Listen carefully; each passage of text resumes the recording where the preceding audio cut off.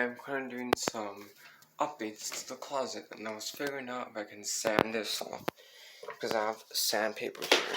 So all I have to do is just open the door and sand it.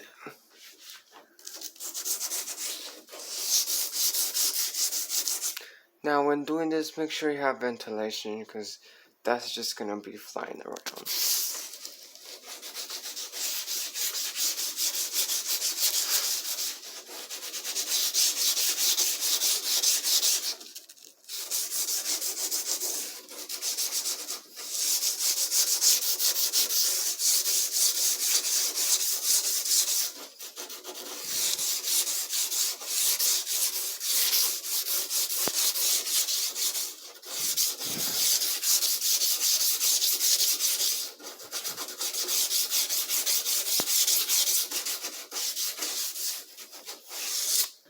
See the dust. Now let's close it.